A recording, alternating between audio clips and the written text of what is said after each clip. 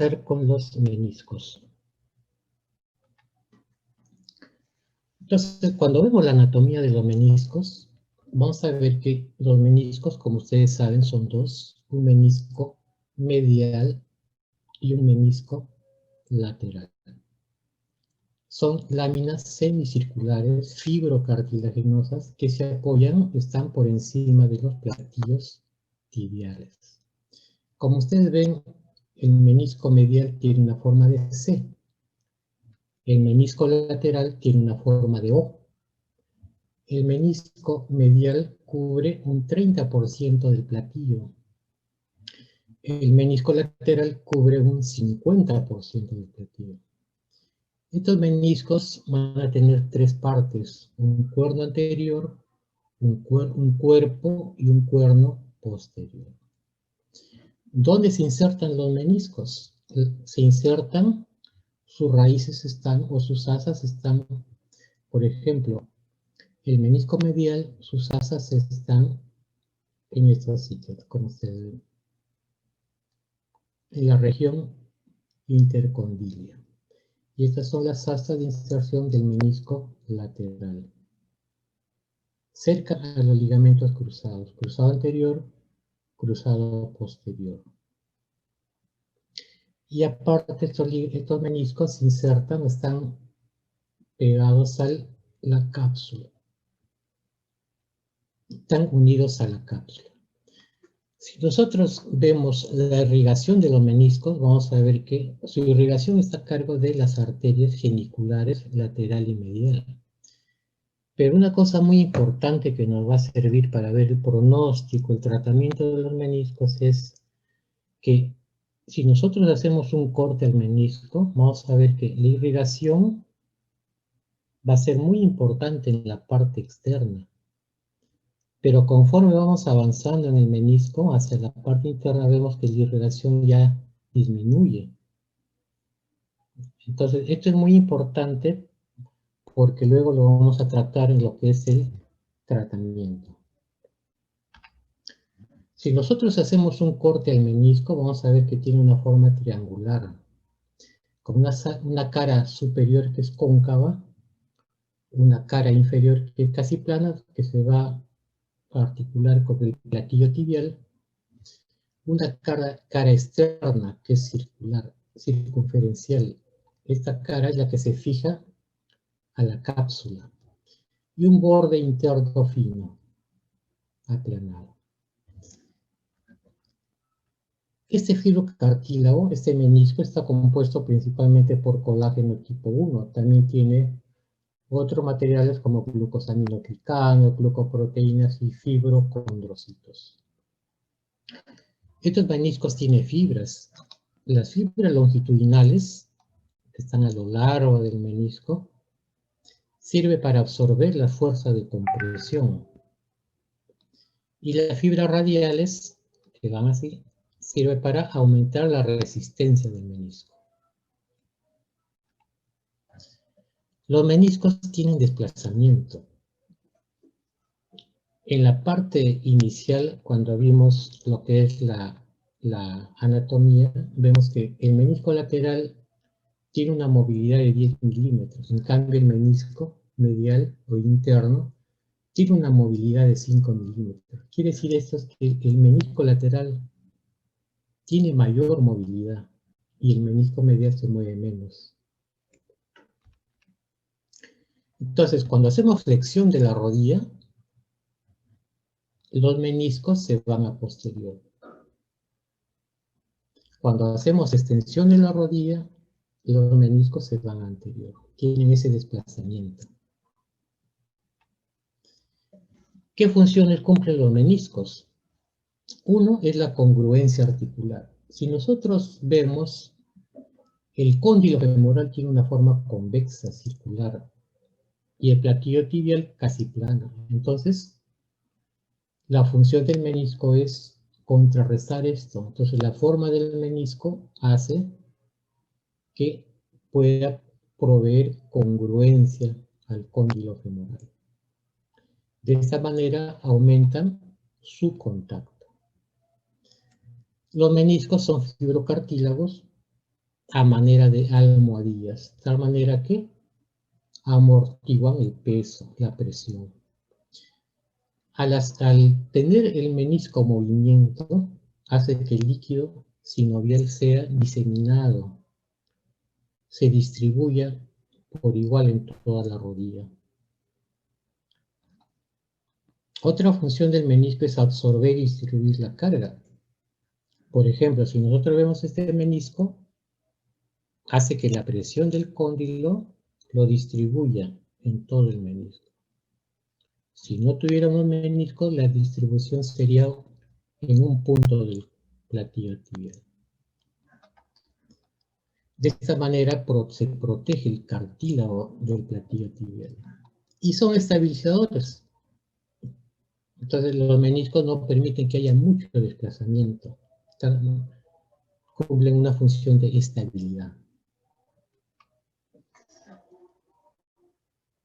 Las lesiones meniscales tienen una incidencia de 60 a 70 personas por 100.000 habitantes. 60 a 70 pacientes por 100.000 habitantes. Se ha visto en muchas series que la frecuencia de afección en los hombres es mayor que en las mujeres. Hay series que dan 2.5 a 1, otras que dan 4 a 1. El tercio de lesiones meniscales están asociadas a ruptura del ligamento cruzado anterior. El 80% de las rupturas reparables ocurren con lesión también del ligamento cruzado anterior. Y a partir de 40 años ya se ven lesiones degenerativas.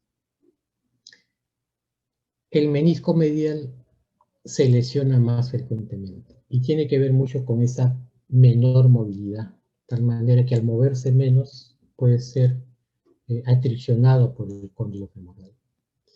Y de todo el menisco, lo más afectado siempre es el cuerno posterior. ¿Cuáles son las causas? ¿Cuál es la etiología de la lesión meniscal? Vamos a tener lesiones que son traumáticas y lesiones degenerativas. Lesiones traumáticas mayormente se ven en jóvenes deportistas y degenerativas en ancianos con desgaste y debilitamiento. ¿Cuál es el mecanismo de lesión? Hay muchos mecanismos de lesión. Lo más importante es el mecanismo rotacional. Queda el pie fijo y rotamos de tal manera que esa rotación hace que el cóndilo femoral atriccione el menisco. Posiciones bruscas en varo y en valgo. Por ejemplo, acá tenemos un valgo, de tal manera que al rotar el miembro va a provocar ¿qué? Lesión del menisco. Y estos mecanismos tienen que ver mucho con lesiones asociadas. Por ejemplo, este mecanismo está asociado a que al irse en valgo puede romper el ligamento medial, puede romper el ligamento cruzado. Entonces ya viene lesión del menisco con asociación de otras lesiones. Entonces, por ejemplo, este mecanismo va a provocar lo que se llama triada desgraciada o triada terrible de rodilla por este mecanismo, ¿no? Que viene con lesión del ligamento, aparte del menisco, va a venir con lesión del cruzado anterior y del menisco interno. Una hiperextensión también puede provocar lesión del menisco. Inclusive puede estar asociado también a lesiones del ligamento cruzado anterior. Y la hiperflexión, que puede provocar al momento que uno tiene una hiperflexión brusca, el cóndilo comprime el menisco y puede provocar lesiones verticales. ¿Cómo llegan los pacientes a la emergencia? Entonces siempre va a haber un antecedente traumático y generalmente durante la práctica deportiva. Va a haber dolor en la interlínea articular lateral para el menisco externo y medial para el menisco interno. Cuando pasa días, pasa meses, puede el paciente comenzar a tener hipotrofia del cuádriceps, porque no está caminando bien, no está usando mucho el cuádriceps. La rotura meniscal puede provocar derrame, puede provocar una hemartrosis. Hay muchos pacientes que durante una actividad pueden tener un bloqueo. El menisco que está roto, un fragmento móvil que puede quedar atrapado entre el fémur y la tibia y puede bloquear la rodilla. Entonces el paciente no puede ni extender ni flexionar. Y en esta posición llegan a la emergencia con un dolor intenso. Entonces, en esos casos es por un fragmento que se ha desprendido. Los pacientes muchas veces lo que sienten son chasquidos, que ellos lo describen como un conejo cuando caminan. Y muchas veces tienen limitación de la movilidad.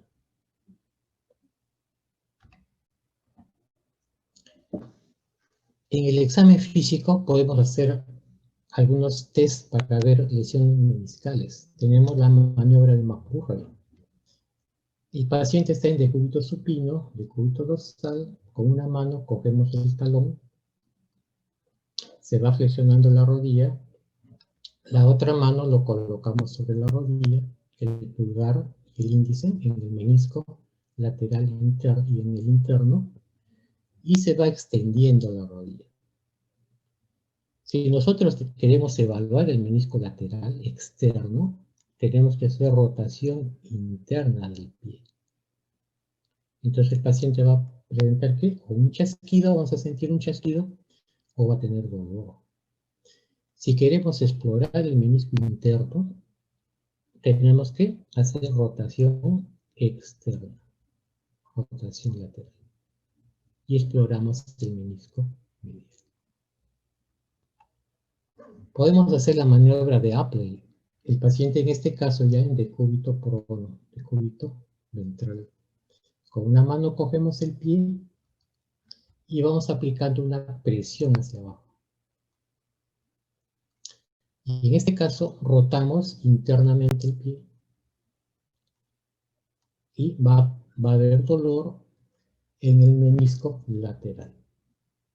Si por el contrario rotamos hacia afuera, rotamos lateralmente, rotamos externamente, estamos explorando el menisco medial y va a haber dolor. Esta maniobra también se puede hacer para evaluar lesiones ligamentarias, pero en este caso ya no comprimimos, sino hacemos distracción, fuerza hacia arriba.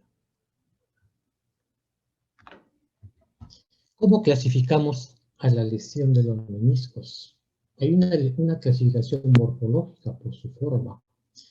Entonces, los meniscos podemos clasificarlos como rupturas verticales, rupturas horizontales.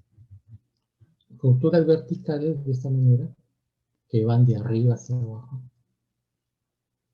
y rupturas horizontales en este plano. Podemos tener rupturas longitudinales que van a lo largo del menisco, rupturas radiales, rupturas oblicuas que se llama pico del oro, semejan a un pico del oro. Cuando esta lesión longitudinal es más hacia la parte interna, entonces todo este fragmento se puede desprender y va a formar lo que se llama una lesión meniscal en asa de cubo o asa de balde. Y va a haber también, aparte de las lesiones horizontales, lesiones complejas que tienen múltiples trazos de diferente forma. En anatomía les dije que la irrigación del menisco iba de afuera hacia la parte interna. Entonces, ¿qué pasa? El menisco se ha dividido en tres zonas. En una zona que recibe buena irrigación, que se llama roja-roja, una zona que tiene moderada irrigación, se llama rojo-blanca, y una zona que tiene poca irrigación, que se llama zona blanca. Al haber mayor irrigación, obviamente que va a haber buena capacidad de reparación. Y al haber una irrigación casi nula, entonces va a haber una mala capacidad para la reparación. Entonces la pregunta es, ¿en qué sitio la lesión del menisco se repara mejor? Entonces, obviamente la respuesta está acá. Y donde no tiene mucho poder de reparación es acá, la zona donde no hay buena irrigación. Cuando pedimos nuestros exámenes de ayuda diagnóstica, podemos empezar con una radiografía. Pero la radiografía no nos permite ver el menisco porque es cartílago. Pero sí nos permite ver ¿qué? Lesiones asociadas. Por ejemplo, nos serviría para ver si hay lesiones degenerativas que pueden provocar dolor. Podemos pensar en un paciente que tiene lesión meniscal, pero a veces lo que puede tener es una fractura del platillo. Y nos permite ver también si hay genuvaro o genuvalgo. Porque hay un genuvaro. El examen que más nos ayuda es la resonancia magnética. Ahí sí vamos a ver el menisco bien. El menisco siempre se va a ver como triángulos negros.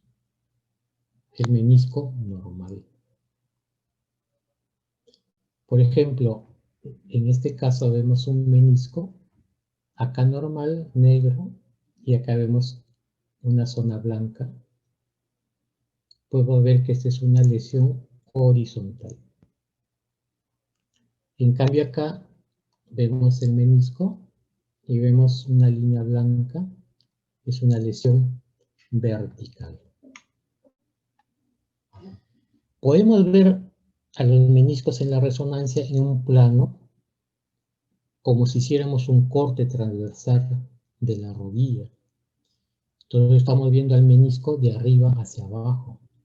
Vemos todo el platillo, el menisco en la zona negra. Y ahí podemos ver una lesión radial de 3 milímetros. Y aquí vemos una lesión oblicua, pico del oro. Esas son tomas axiales.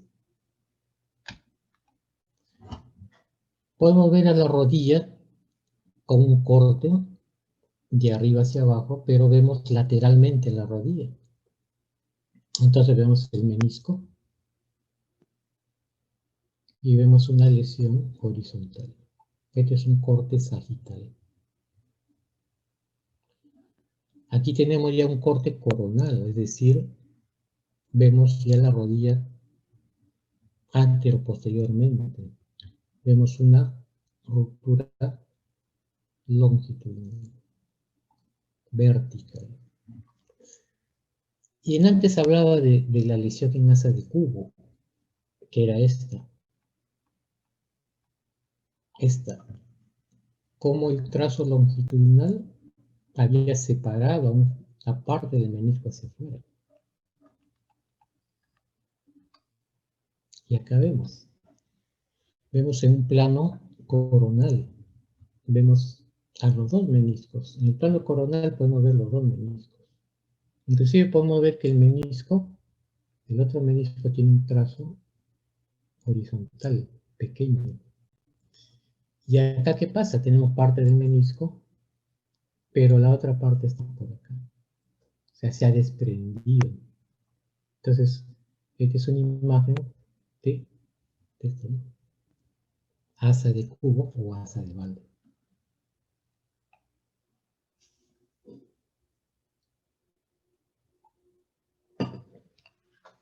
Una vez que tenemos el diagnóstico clínico por imágenes, tenemos que ver qué tipo de tratamiento le vamos a hacer a cada paciente. Cada paciente es individual. Tenemos que sopesar muchas cosas. Tenemos que considerar que la edad. Es diferente tratar a un paciente joven que un paciente que ya no tiene actividad, que es anciano. Las características de la ruptura meniscal. ¿Dónde está la ruptura? Está en la zona roja, está en la zona blanca. La cronicidad de los síntomas. Si este paciente ya tiene años con la lesión. La intensidad del dolor. Si está en una etapa con dolor intenso o es un paciente que ya el dolor es mínimo. y las condiciones clínicas del paciente, ¿no? ¿Qué otro tipo de afecciones tiene? Es un paciente que camina, ya no camina. ¿A qué se dedica el paciente? ¿Qué actividad tiene? Si es un paciente que su actividad es caminar bastante, si es un paciente deportista, o es un paciente que ya no tiene actividad. Como siempre, dos tratamientos, conservador y quirúrgico. Entonces, si vemos una lesión del menisco en forma aguda que llega al hospital, entonces estamos pensando en una rotura aguda, tenemos que indicar analgésicos, si hay derrame tenemos que hacer una artrocentesis, evacuar el derrame, no va a permitir mejorar el dolor al evacuar y no va a permitir de alguna manera tener un diagnóstico, porque si vemos gotas de grasa podemos decirle que puede tener una lesión ósea. Si hay bloqueo, tenemos que desbloquear la rodilla porque es muy doloroso. Tenemos que aplicar silocaína dentro de la rodilla, rotamos la pierna y vamos extendiendo. Cuando hacemos una extensión brusca ya se ha desbloqueado la rodilla. Cuando esto no sucede, a veces se tiene que hacer una artroscopía de urgencia. Y entonces, luego, el tratamiento conservador, ¿a quiénes se le indica? Pacientes que por alguna razón se le hace una resonancia de la rodilla y se encuentra una lesión del menisco, pero simplemente es un hallazgo, el paciente no tiene síntomas. Lesiones que tienen un mínimo déficit funcional, pacientes que caminan, casi no les molesta, pacientes que su lesión del menisco está en la zona roja, que va a cicatrizar, que se va a reparar. Rupturas verticales longitudinales pequeñas, menores de 1 centímetro. Rupturas radiales menores a 5 milímetros, pequeñitas. Pacientes de edad avanzada, cuando ya tienen degeneración de la rodilla. Entonces acá es difícil hacer una preparación quirúrgica. Y el tratamiento consiste en aplicar hielo, analgésicos, y luego de eso una fisioterapia progresiva.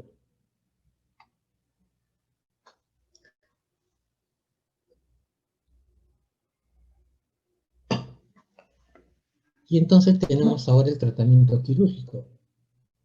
Ya tenemos que operar un paciente y hay diferentes técnicas, depende de qué es lo que encontramos, qué diagnóstico tiene el paciente.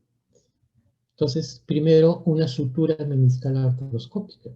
Antiguamente, todos los meniscos lesionados se extirpaban.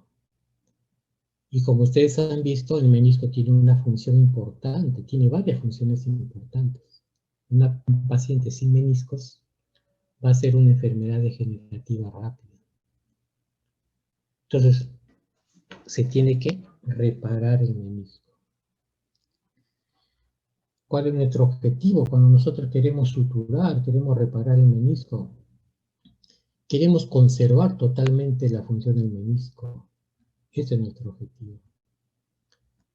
¿Qué meniscos o cuáles son las indicaciones? Rupturas mayores de 1 centímetro en la zona roja y en la zona roja-blanca, donde hay buena irrigación. Ahí podemos hacer sutura. Rupturas verticales longitudinales en asa de cubo simple, si el asa no está degenerada. Cuando esa asa ya está muy degenerada, ya no. Se ha visto que los mejores resultados se ven en pacientes jóvenes y cuando las lesiones son de menos de 8 semanas de evolución. De todas las lesiones meniscales encontradas, un 10 al 15% pueden recibir un tratamiento con sutura, con reparación. Como acá vemos una ruptura longitudinal. Esta es la parte que se ha separado. Y esta es la forma como se va suturando y al final queda así. Se ha reparado la ruptura longitudinal del menisco. Y entonces el tratamiento quirúrgico que una parte es la meniscectomía parcial artroscópica. Meniscectomía, resecar un menisco parcial, una parte del menisco. ¿Cuál es el objetivo de resecar, de sacar una parte del menisco? Eliminar de manera uniforme el tejido dañado o inestable. Conservar el mayor remanente meniscal posible, especialmente el muro periférico. Y que este menisco que queda sea capaz de asumir, al menos parcialmente, las funciones mecánicas. Cuando se indica un tratamiento con meniscectomía parcial, retirar parte del menisco. Cuando no se puede suturar, cuando la sutura no es viable. ¿Cuándo? Cuando las rupturas son en la zona avascular. Rupturas horizontales, rupturas radiales, degenerativas, en asa de cubo, pero que crónicamente mucho tiempo ya están desplazadas. Y meniscos complejos, con múltiples rupturas, como acá, ¿no? Rupturas complejas, películas, en esos,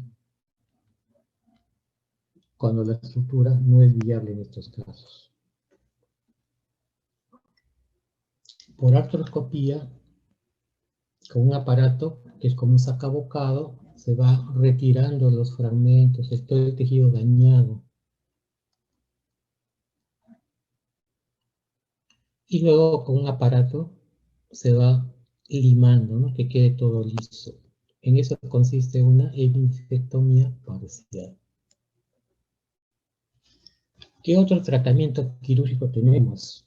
Hemos visto la técnica de sutura y ahora vemos la técnica de sustitución. Tenemos que sustituir el menisco. ¿Cuál es nuestro objetivo? Retrasar el deterioro progresivo articular. Cuando se ha hecho una meniscectomía previa, se ha retirado parte del menisco. Cuando el daño del menisco es severo, que no permite preservar su estructura y función. En este caso, ¿qué se hace? Un trasplante meniscal, como ven acá. Este es un trasplante meniscal que es un halo injerto. Se tiene que comprar en un banco de tejidos. Y eso ya se sutura en el borde.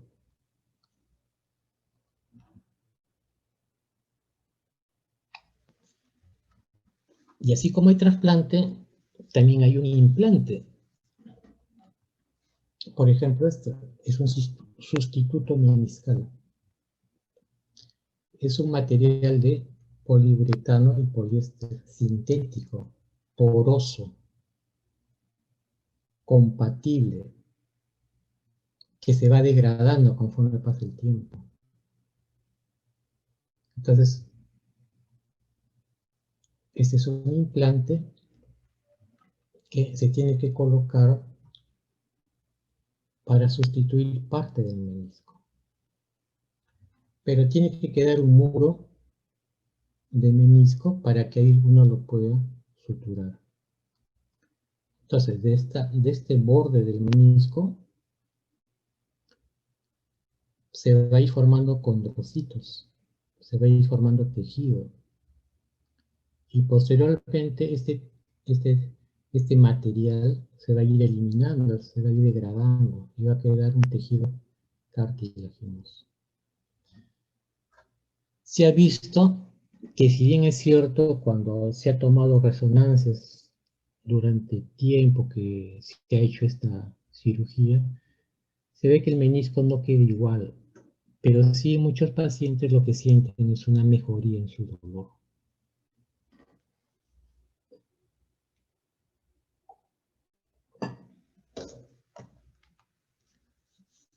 Luego de ver los meniscos, cómo es su tratamiento, vamos a ver lo que son las lesiones ligamentarias.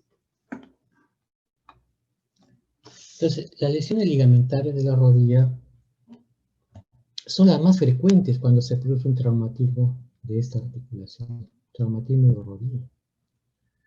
Los ligamentos juegan un rol muy importante en la estabilidad de la rodilla y por lo tanto una ruptura de un ligamento o de varios va a provocar ¿qué? Una inestabilidad que puede ser aguda o crónica. Entonces los ligamentos vamos a tener 4. Un ligamento anterior, el cruzado anterior, un ligamento posterior, el ligamento cruzado posterior, un ligamento colateral lateral externo, un ligamento colateral medial que es interno. Estos 4 ligamentos, por su disposición, nos van a permitir estabilizar la rodilla. El ligamento cruzado anterior no nos va a permitir que la pierna tenga demasiado desplazamiento. Hacia adelante, hacia atrás, nos va a estabilizar el ligamento cruzado posterior. Este ligamento medial no nos va a permitir que la rodilla se vaya en valgo extremo y el menisco lateral no nos va a permitir que se vaya en varo extremo. Es decir, nos van a estabilizar la rodilla, son estabilizadores. De tal manera que si falla uno de ellos nos va a dar inestabilidad.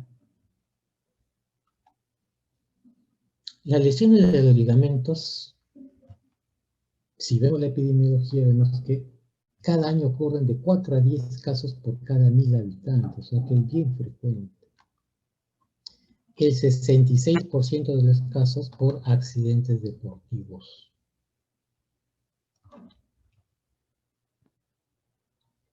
¿Cuál es la etiología? Actividades deportivas. Puede ser con contacto, como un traumatismo, o puede ser sin contacto. El mismo jugador produce un valgo y lesiona los ligamentos. Accidentes de tránsito, caídas sobre todo de mujeres. Como vemos, los ligamentos de la rodilla son 4 y muchas veces vienen con lesiones asociadas, lesiones complejas. Pero vamos a ir desmenuzando uno por uno. Entonces vamos a empezar con el ligamento colateral medial. Medial significa interno, adentro. Entonces, este ligamento colateral medial o ligamento interno se inserta en el epicóndilo medial del fémur y en la cara interna de la tibia, aproximadamente entre 4 y 5 centímetros de la línea articular. Como ustedes ven, es una banda ancha. Tiene fibras profundas que se unen al menisco y tiene refuerzos. Este ligamento medial no está solo, tiene estabilizadores que le ayudan, como acá vemos. Este es el ligamento interno y este es el ligamento oblicuo posterior.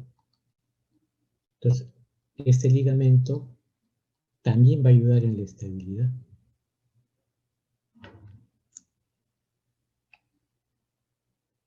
¿Cómo se lesiona el ligamento colateral medial? Un traumatismo, un valgo, y se puede romper el ligamento interno. Puede pasar por 3 grados. Grado 1, donde no se rompe, solamente hay lesiones microscópicas, el traumatismo no es muy intenso. Grado 2, donde se lesiona parte del ligamento. Y grado 3, donde ya hay una ruptura total.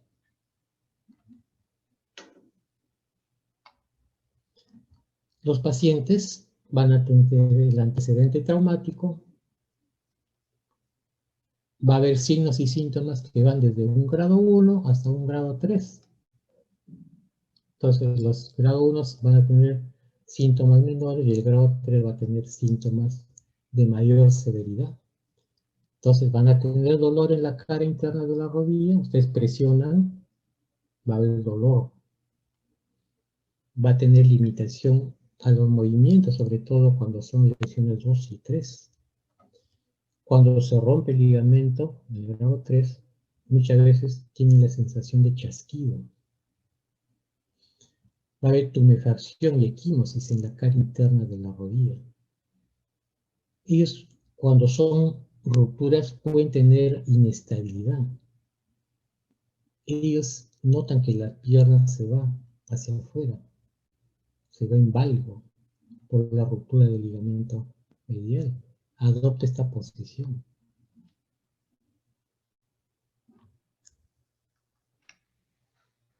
¿Cómo evaluamos el ligamento medial? El ligamento medial, que está en la parte interna, ¿qué tenemos que hacer para evaluarlo? Tratar de reproducir el mecanismo de lesión. Entonces, tenemos que abrir ese ligamento, tenemos que distenderlo. De tal manera que si nosotros bloqueamos la rodilla y la pierna lo llevamos hacia afuera, estamos distendiendo el ligamento. Entonces hacemos un movimiento hacia afuera de la pierna, se distiende el ligamento y vemos qué es lo que pasa acá. Si la apertura es menor a 5 milímetros, se dice que es grado 1. Si la apertura es de 5 a 10 milímetros, grado 2, que hay lesión parcial. Si es mayor de 1 centímetro, ya tenemos grado 3 y hay ruptura. Como ustedes ven, lo estamos haciendo en 30 grados de flexión.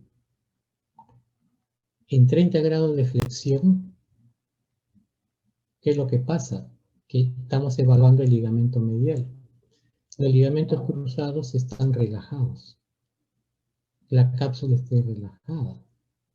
Pero ¿qué pasa cuando nosotros extendemos la pierna?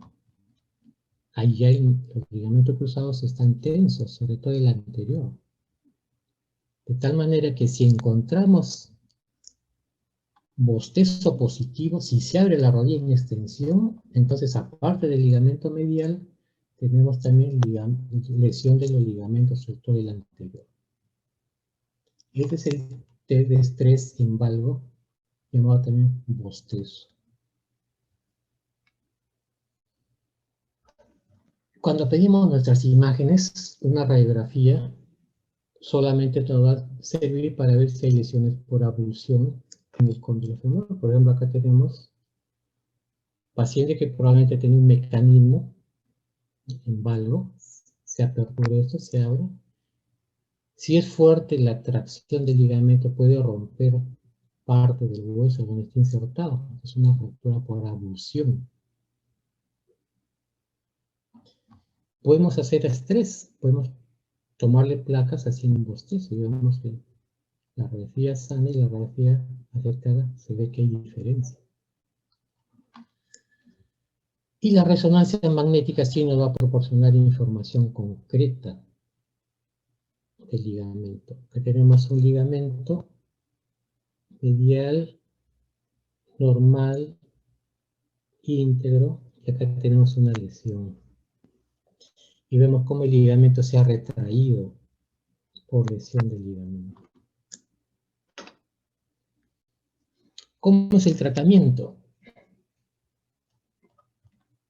El esguince grado 1, que son microrupturas, entonces simplemente antiinflamatorios, reposo, hielo, vendaje, y en pocos días ya están mejor los pacientes y pueden hacer su actividad normal. Los esguinces grado 2 y grado 3, donde hay ruptura parcial y ruptura total, entonces, ¿qué pasa con ellos? Pueden tener lesiones aisladas, solo se lesiona en el ligamento medial, no hay otras lesiones, no hay lesión del ligamento cruzado, no hay lesión de menisco. Entonces, antiinflamatorio, reposo, hielo, hay que protegerlos, se puede poner un inmovilizador, una calza de yeso, o rodilleras articuladas que permitan el movimiento protegido. Más o menos 4 a 6 semanas de tratamiento, y luego entran a una terapia, una rehabilitación. ¿Para qué? Para fortalecer, potenciar la musculatura.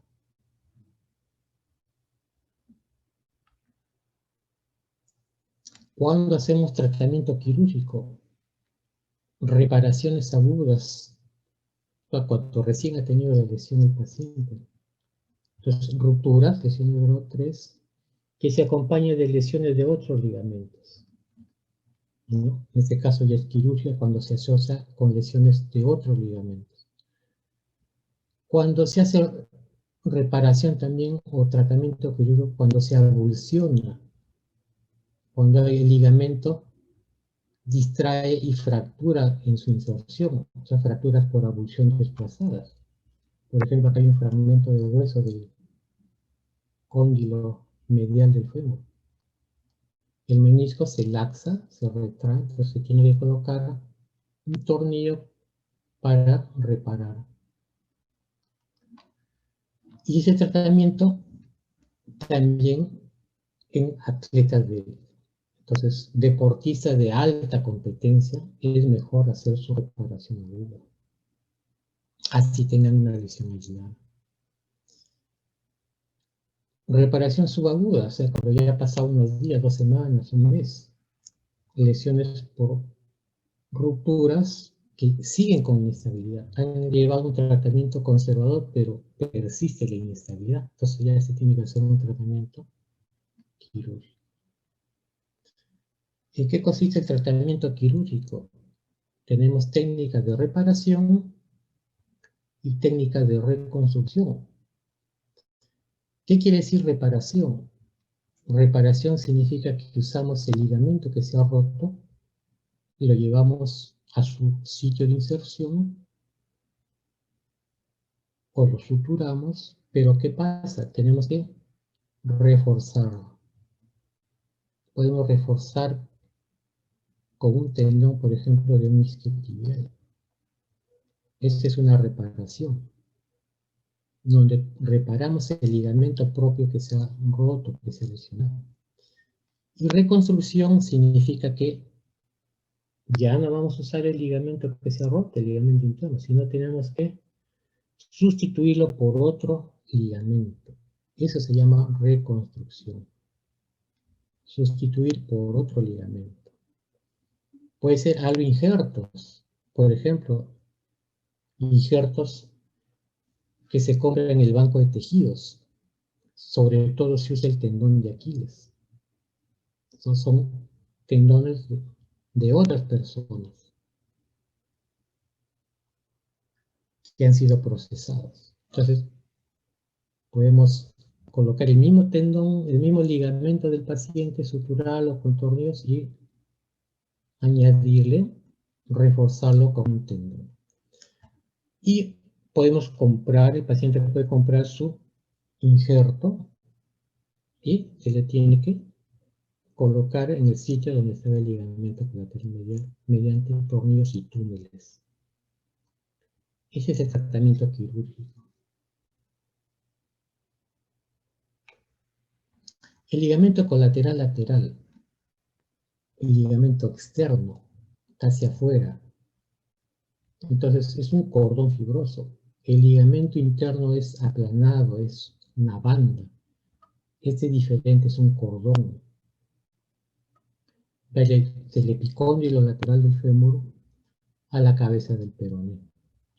Pero así como el ligamento lateral interno tiene sus refuerzos, el ligamento lateral también los tiene. Es un complejo. En este caso, el ligamento lateral externo está reforzado con el ligamento popliteo peroneo y el tendón popliteo. Esto le da estabilidad a la parte lateral y la parte lateral y posterior.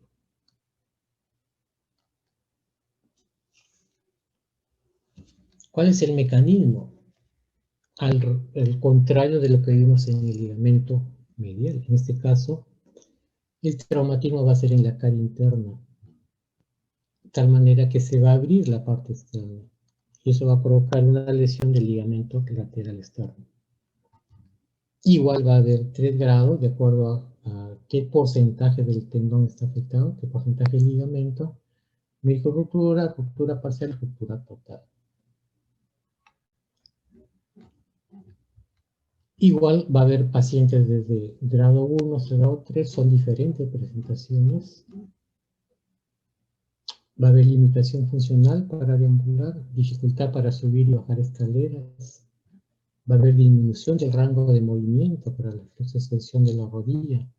Dolor en la cara lateral de la rodilla. Los desgarros más severos, las lesiones tipo 3, puede presentar inestabilidad. Ellos sienten que la rodilla se va al varo, la pierna se va hacia adentro, porque no hay competencia del ligamento externo. Y haber una tumefacción en la cara lateral de la rodilla. ¿Cómo lo evaluamos? Al revés de lo que vimos en el ligamento medial. En este caso tenemos que abrir la parte lateral. Entonces colocamos nuestra mano en esta posición y a nivel del tobillo tenemos que llevar la pierna hacia adentro para abrir la parte lateral. En flexión de 30 grados y en extensión. Como al igual que el caso anterior, esa prueba en 30 grados, prueba de estrés en varo, bostezo a 30 grados, positivo, nos indica ruptura del ligamento colateral lateral solo. Cuando hacemos en extensión, nos indica que, aparte del ligamento lateral, tenemos lesión de ligamentos cruzados y de la cápsula posterior. Y nos guiamos también por los grados. Grado 1, apertura de 0 a 5 milímetros. Grado 2, 5 a 10 milímetros. Y grado 3, apertura mayor a 10 milímetros. En nuestras imágenes, la radiografía, vamos a ver que puede haber abulsiones de la cabeza del peroné. Al hacer una distracción brusca del ligamento lateral externo puede fracturar la cabeza del peroné. Puede provocar inestabilidad. Radiografías con estrés. Comparamos las dos rodillas. Vemos que acá se ha abierto más. Puede indicar una lesión del ligamento externo. Y la resonancia magnética que nos va a proporcionar mejor información. Acá vemos el ligamento lateral externo íntegro y acá vemos cómo se ha lesionado, se ha desgarrado, se ha roto.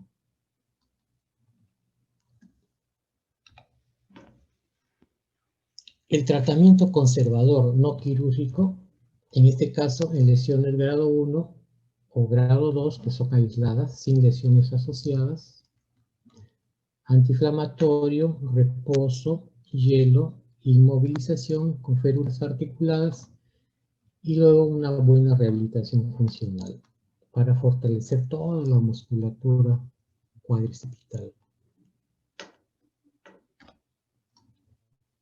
Las lesiones del ligamento lateral de grado 3, las rupturas, se hace tratamiento quirúrgico. Las lesiones del ligamento por abulsión, el ligamento se lleva a su sitio de inserción, se coloca un tornillo. Si no hacemos eso, el ligamento va a quedar retraído, va a darle inestabilidad. Pacientes que han sido tratados conservadoramente y siguen con inestabilidad. Lesiones asociadas, sobre todo cuando viene con lesión del ligamento cruzado posterior. Si no reparamos los dos, va a haber una gran inestabilidad. ¿Qué pasa con el ligamento lateral? Hemos visto que el ligamento lateral es un cordón y el ligamento interno medial es una banda aplanada. Este ligamento medial tiene mejor potencial de cicatrización, de reparación. En cambio, el ligamento lateral, que es cordonal, tiene peor potencial de reparación. Entonces, si a uno le pregunta cuál de los dos ligamentos se repara mejor, es el interno. El externo tiene poca capacidad para repararse. Entonces, en ellos, cuando se hace un tratamiento quirúrgico, es mejor hacer reconstrucciones, ya no usar su tendón, sino reemplazarlo, reconstruirlo. Se puede usar autoinjertos, ¿no? Se corta una banda del semitendinoso, del tendón del semitendinoso, se da la vuelta ese semitendinoso, esa porción larga, y se va enrollando con hilo, se va haciendo como un solo tendón, así. Entonces puede ser el tendón del mismo paciente que es autoinjerto. O el paciente puede comprar su tendón, ¿no?, en banco de tejidos, que puede ser un aloinjerto. En esos casos se reparan mediante túneles, mediante tornillos. Se reconstruye otro tendón, otro ligamento externo. Y de paso se repara también los otros ligamentos que le dan estabilidad, como el popliteo. De repente nosotros solo hacemos reparación del externo, del ligamento lateral. Y si este está lesionado, nos va a dar también inestabilidad. Entonces siempre se tiene que reparar todo.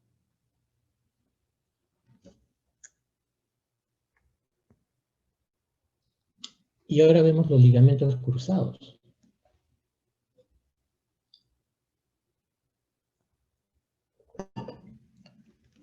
Entonces tenemos el ligamento cruzado anterior y el posterior. Como ustedes ven, el ligamento cruzado anterior se inserta en la eminencia intercondila anterior y de ahí se inserta en la cara medial del cóndilo lateral femoral. El ligamento cruzado posterior, acá vemos una vista posterior, se inserta en la eminencia intercondila posterior y ahí se va a insertar a la cara lateral del cóndilo medial femoral. Estos ligamentos, como vimos antes, nos van a limitar la translación, nos van a dar estabilidad en el plano antero-posterior. De ellos dos, el más fuerte es el ligamento cruzado posterior. Y los ligamentos cruzados tienen la función también de pivote. O sea, sirve como un eje donde va a rotar la pierna. Y el movimiento que puede llegar a tener hacia adentro de 10 grados y hacia afuera de 60 grados en mayor. O sea, nos dan una estabilidad también rotatoria. El ligamento cruzado anterior, ¿cuál es su mecanismo de producción de lesión? El valgo por rotación externa. Y eso también lo vimos en el ligamento medial y en los meniscos. Este mecanismo es responsable del 70% de los casos. Y como vimos antes, se asocia a otras lesiones, ¿no? El menisco medial, el ligamento interno, y nos da la triada de Oronogo, que es la triada terrible, triada desgraciada de rodilla. También tenemos un mecanismo de varo con rotación interna, que nos va a provocar también ruptura del ligamento anterior. Una hiperextensión también nos puede dar lesión del ligamento cruzado anterior. Y una desaceleración. Por ejemplo, los que juegan rápido, corren y después se paran.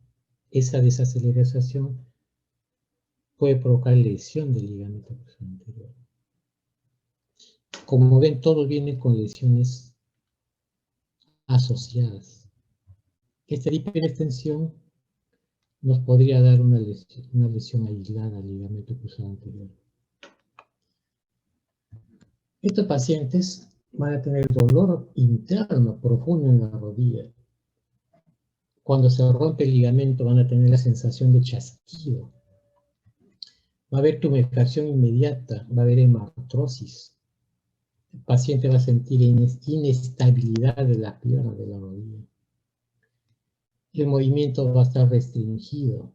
No pueden extender completamente la rodilla. Va a ser difícil que deambulen, que carguen peso. ¿Y qué exámenes nos ayudan para la exploración? El test de Lachman. Cogemos por encima de la rótula la parte del muslo y por debajo la pierna y tratamos de darle movimientos para llevar la pierna hacia arriba. Por ejemplo, acá. En este caso vamos a llevar la pierna hacia arriba y se ve que se ha desplazado. Entonces, probablemente tiene lesión del ligamento cruzado anterior. La prueba de cajón anterior. Al haber lesión del ligamento cruzado anterior, entonces va a haber un mayor desplazamiento hacia afuera, porque no lo va a estabilizar. Entonces, cogemos el miembro en esta posición de flexión de rodilla, otra persona bloquea el pie para que no se mueva, y con las dos manos tratamos de llevar la pierna hacia adelante. Y se va a ver que hay un desplazamiento anterior. Nos indica una lesión del ligamento cruzado anterior. Y la prueba o maniobra de pivot shift, que tenemos al paciente en esta posición. Entonces se realiza una flexo-extensión de rodilla y se va aplicando ¿qué? Una fuerza en valgo. Se trata de llevar la rodilla hacia adentro para provocar un valgo. Y el pie se rota hacia adentro, no rotación interna. Entonces, en los pacientes se va haciendo flexo-extensión. Entonces, en la extensión se subluxa y cuando uno hace la flexión, se reduce. Eso nos indica una lesión del ligamento cruzado anterior. En imágenes, la radiografía nos va a servir solo para ver avulsiones. Por ejemplo, tenemos una lesión de eminencia intercondila, donde están las espinas, una fractura por avulsión en la cara lateral de la tibia, la tibia tibial. Esta es la fractura de Second, que indican, según estudios, que es que cuando se encuentra esto, lo más probable es que tenga una lesión del ligamento cruzado anterior. Y la resonancia magnética, como siempre, nos va a ayudar para confirmar la lesión. Vemos el ligamento íntegro y acá cómo se ha perdido el ligamento.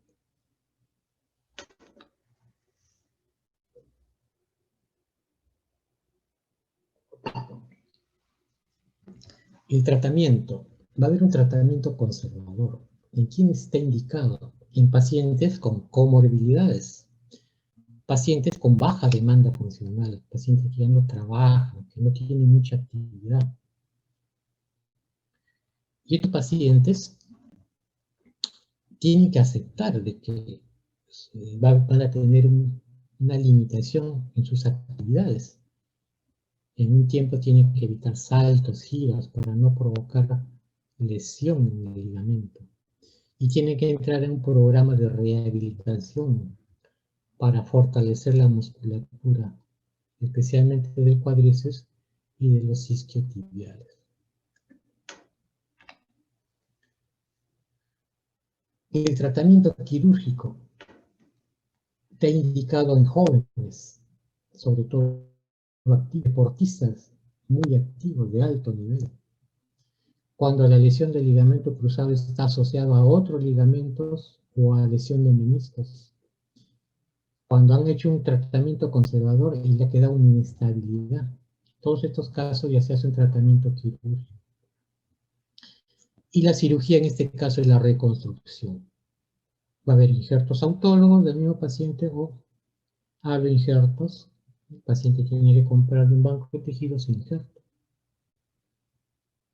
Uno de los más usados es el autólogo del mismo paciente, el tendón pero tiene que haber una sección del tendón rotuliano que tenga parte de rótula y parte de tibia, que tenga hueso, tendón y hueso. Tendones del cuádriceps, del semitendinoso y del semimembranoso también. Se estirpa una parte, una banda, y se prepara el ligamento. Se va uniendo, mejor dicho, el ligamento se unen dos y se va uniendo todo para reforzarlo. Eso puede hacerse también con aloinjertos, como el tendón de Aquiles y también tendón rotuliano, que el paciente lo adquiere de un banco de tejidos. Por ejemplo, un injerto autólogo del mismo paciente se puede extraer de esta zona. Se apertura la zona del ligamento rotuliano y se hace una sección que tenga hueso y tendón y hueso. Y te va a hacer el injerto. en este caso del mismo paciente. Se hace túneles, tanto en la tibia como en el fémur, y por ahí se va a pasar lo que va a ser su nuevo ligamento cruzado. Una vez que el injerto se coloca en el sitio preciso, ya se coloca tornillos para mantenerlo, y como el hueso acá va a consolidar, le va a dar mucha estabilidad a este nuevo ligamento cruzado anterior. Y el ligamento cruzado posterior, ¿cuál es el mecanismo? El más frecuente es el golpe directo sobre la cara proximal de la pierna, de tal manera que al irse hacia atrás la pierna va a lesionar el ligamento cruzado posterior, normalmente en accidentes de tráfico.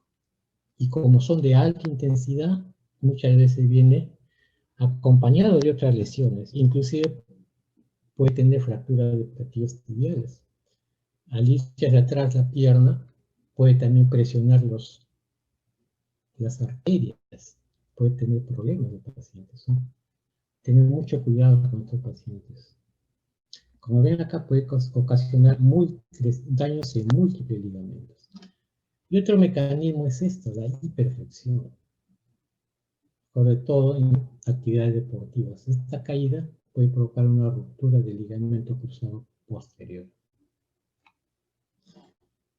O uno tiene una lesión aislada del ligamento cruzado posterior, muchas veces el paciente no se da cuenta. Los síntomas, ¿no?, son sutiles, o es un paciente asintomático. Puede haber un dolor, pero es mínimo. Puede tener un patrón de marcha casi normal, sí, ligeramente puede renguear. Su rango de movimiento es completo. O sea, sus síntomas son diferentes al ligamento cruzado anterior.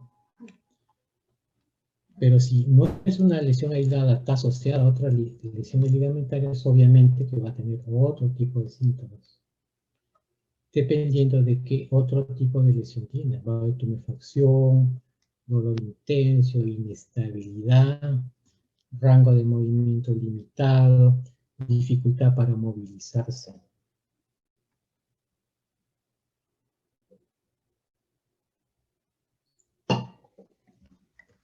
Y en este caso hacemos la prueba opuesta al cajón anterior, el cajón posterior. Tenemos que hacer que la pierna se vaya hacia atrás. Si se va hacia atrás es porque hay lesión del ligamento cruzado posterior, como ven acá. La pierna se ido hacia atrás.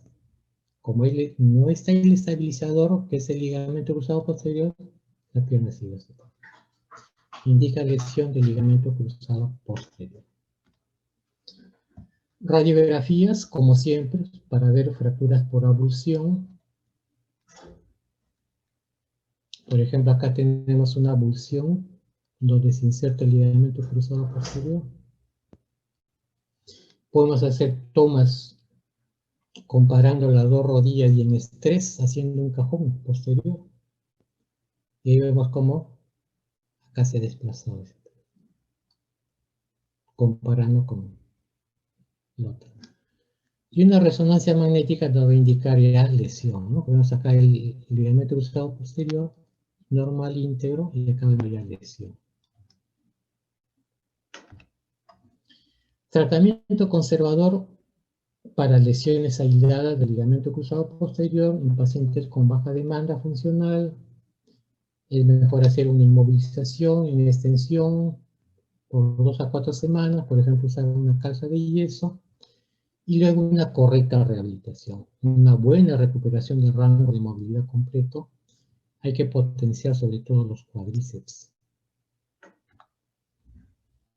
Y el tratamiento quirúrgico en pacientes que tienen gran solicitud física, atletas, deportistas de alto nivel. Cuando existen abulsiones óseas, llevamos el pedazo de hueso a su sitio y le ponemos tornillos. Lesiones ligamentosas asociadas, viene con lesión del ligamento externo, viene con lesión del ligamento cruzado anterior. En pacientes que se ha hecho un tratamiento conservador, pero persisten con gran inestabilidad, todos ellos se hacen tratamiento quirúrgico. Y el ligamento cruzado posterior la mejor manera es hacer una reconstrucción, ¿no? Un nuevo ligamento cruzado posterior puede ser autoinjertos o aloinjertos, como vimos antes en el anterior. En autoinjertos del mismo paciente tenemos rotuliano, semitendinoso, semimembranoso, el tendón del cuádriceps, y aloinjertos como el tendón de Aquiles. Eso lo preparamos, como ven acá, y se colocan retirando el ligamento cruzado posterior anterior que está ya lesionado, y mediante túneles se coloca. Y en este caso también es bueno reforzar este ángulo también, ¿no? Reforzar si está roto el ligamento externo, el ligamento popliteo posterior. Entonces este va a ser su nuevo ligamento cruzado posterior.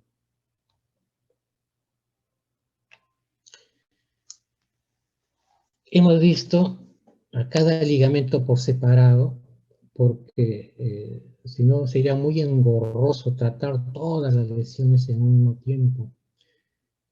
Pero la gran mayoría de pacientes viene ya con múltiples lesiones ligamentarias, porque vienen con traumatismo de alta intensidad.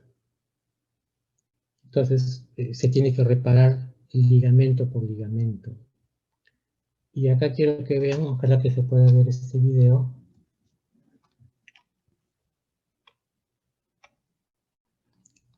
donde vemos, por ejemplo, un paciente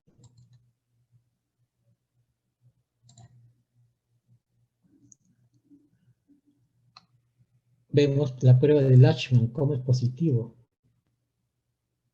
Hay lesión del ligamento cruzado anterior, Latchman positivo. Se mueve la pierna de arriba hacia abajo. Ese es el resalto de pivot shift, cómo resalta en el mismo paciente. Cajón anterior. Ahí estamos viendo que hay lesión del ligamento cruzado anterior. Y ligamento interno, un bostezo amplio y ruptura del ligamento interno. Como ven, la gran mayoría de pacientes vienen ya con lesiones de varios ligamentos.